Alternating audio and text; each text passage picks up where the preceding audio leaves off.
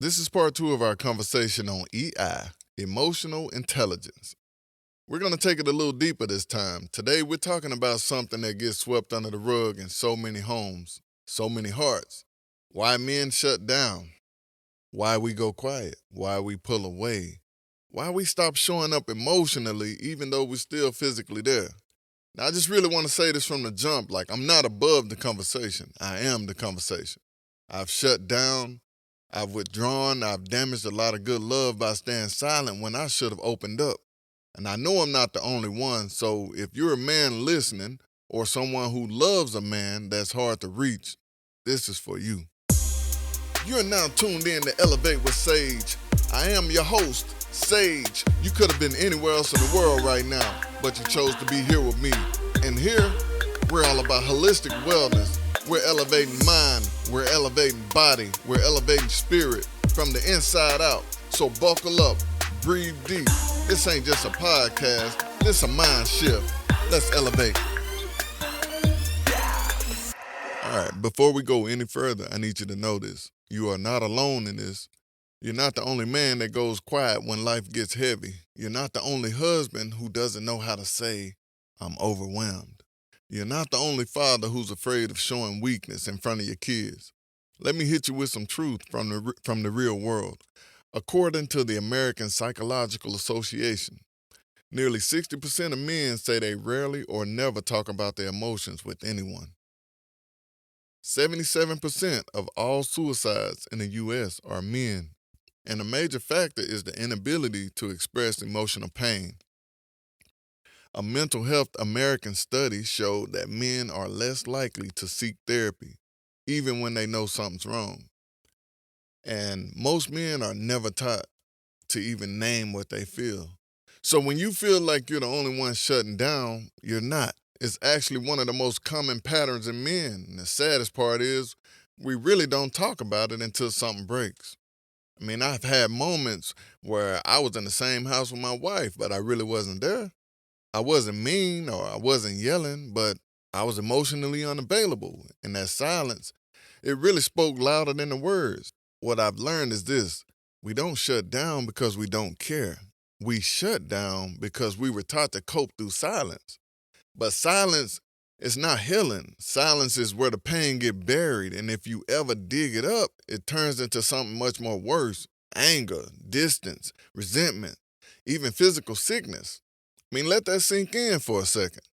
If you've been feeling stuck, numb, disconnected, it doesn't mean there's something wrong with you. It means there's something unhealed in you. And now it's time to give it a voice. Most men didn't become emotionally shut down at 30. It started at 3 or at 7 or 12. It started the first time you was told, stop crying like a little girl. Man up. You better not show weakness out there. Nobody cares how you feel, just get it done. I mean, these phrases, they shape us. Not just how we act, but how we feel about our feelings. So what happens? We learn early on that emotions equals danger. Sadness gets pushed down. Fear gets ignored. Confusion turns into anger. And vulnerability gets replaced with silence or sarcasm. I remember times when I was young, feeling something real, like disappointments, sadness, even guilt. I didn't know how to process it. So I did what most boys do. I got angry, or I acted like I ain't even care. Because that's what I saw. That was strong to me. But what we don't realize is like the young version of us, it never goes away. He grows up. He becomes the man. And now he's trying to love a partner or raise a child or run a business. But he never learned how to speak the language of his emotions. Right? A lot of us men, we weren't taught emotional maturity. We were trained to survive, not feel. We were handed silence and told it was strength. And the wild part is, it doesn't just affect us, it affects everyone who tries to love us. Because people can feel when you're not fully present. Man, they know when you checked out emotionally. Like even if you still showing up physically, they know it, they feel it. Energy does not lie. So here's the truth.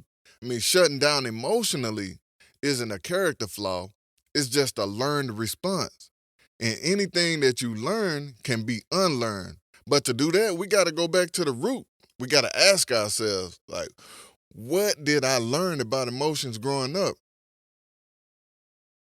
And who did I have to become to protect myself?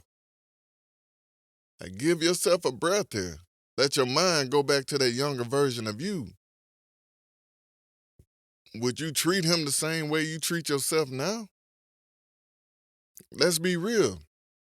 Shutting down emotionally is not just a bad habit.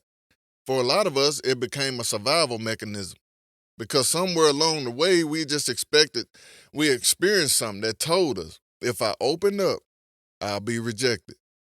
If I show emotion, they'll use it against me. If I express pain, I'll be seen as weak or broken. If I speak my truth, I might lose everything. So what do? We build walls, we harden up, we keep that mask on, even in our home.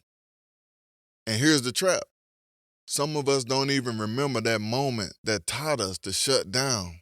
But the pain of that moment, we carry it every day in how we talk, how we react, how we push people away when we feel overwhelmed, even if we don't mean to. So, man, you think you're protecting yourself by going silent, but really, you're just locking yourself in with your own pain. I know what it's like. I mean, there was times when my wife needed me to open up and explain what I was feeling, but I couldn't. Not because I didn't care. I mean, it wasn't because I didn't want to, but it just I didn't know how. So instead of connecting, I disappeared in the silence. And that silence over time, it did more damage than any argument ever could. Silence isn't peace. It's unspoken pain.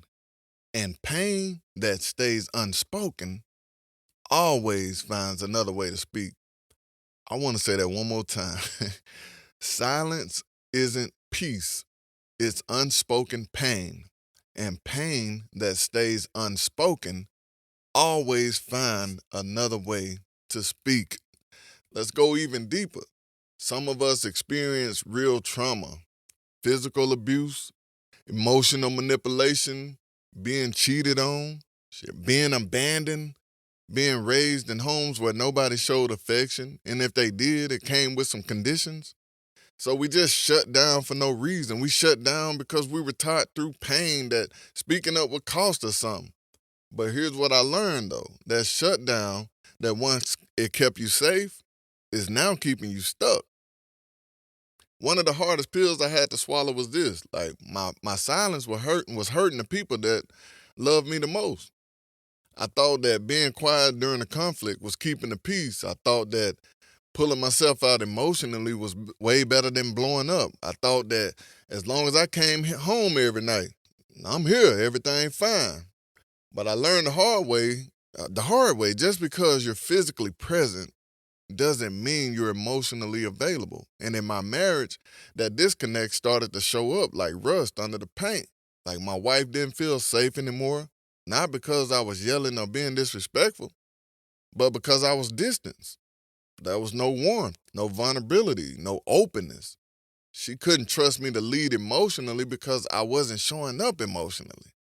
I didn't even trust her to support me because I just didn't even know how to explain what I was going through. We bumped heads constantly. It got to a point to where we wasn't even talking to each other anymore. We were just talking at each other. Everything turned into an argument. Every misunderstanding became a wall between us. We both just started giving up. The respect faded. The love got quieter and the house felt heavy even when nobody was saying a word. Sometimes the loudest pain in a relationship is silence. That moment when the person you love feels like a stranger, not because they changed, because you shut the door to your own heart. Now let's talk about kids. For the fathers listening, let me speak to you as a man who's been there, right? I didn't just pass that shutdown energy to my wife, I passed it to my children too. Like when my kids wanted to express something real, like fear, frustration, sadness, I would shut it down with logic or control. Go sit down. You fine. Stop crying. Why?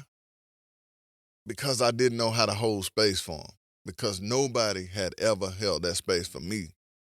What I've learned now, your kids don't need a perfect parent, they need a present one. Your partner doesn't need you to be emotionless. They need to feel emotionally safe with you. You don't have to have all the answers. You just got to be willing to show up with your truth. Let that land. Like, who in your life has been asking you for your emotional presence, but all they getting is your silence? Look, I'm not about to give you some 10-step perfect plan like I'm just some guru or a trained therapist. I'm still learning too. But what I can do is just share the tools that help me start showing up for myself and my family again. So let's get into it.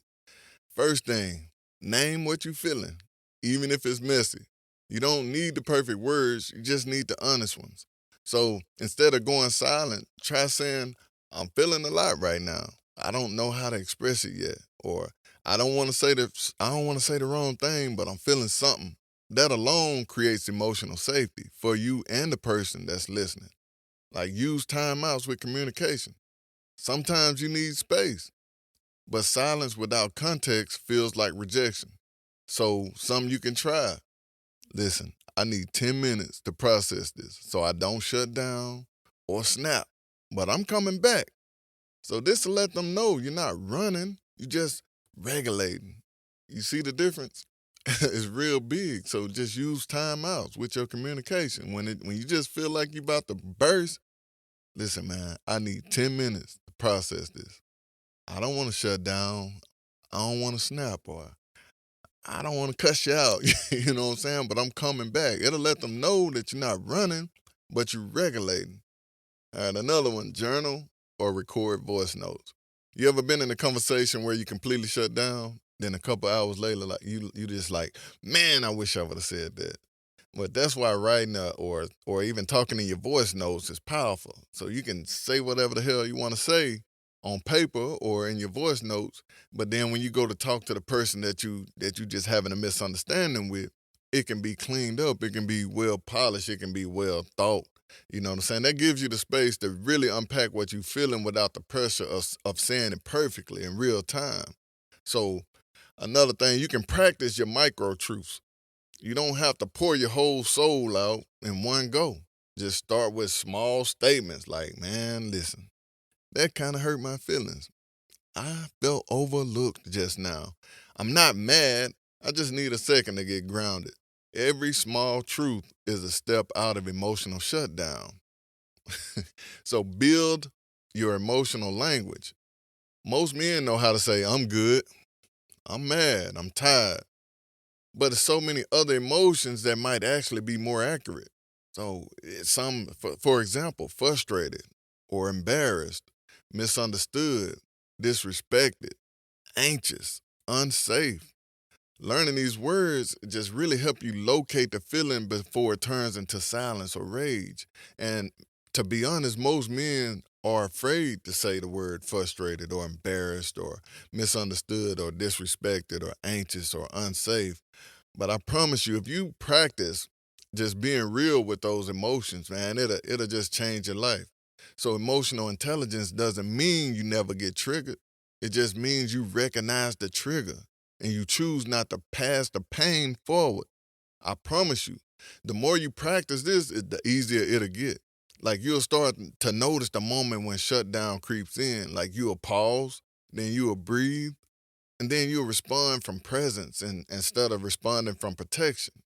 So I want you to think right now about the last time you shut down. What triggered it? What would you say now that you couldn't say then? I mean, let that sit. What would you say now that you didn't say then?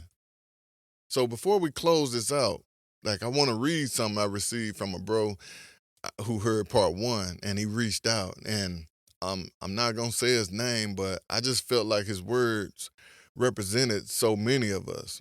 All right, let me pull it up. All right, Yo Sage, I listened to your episode last week on emotional intelligence, and I damn near cried. I never realized how emotionally numb I had become. I always thought I was just tired or needed to man up, but the truth is, I've been shut down for years.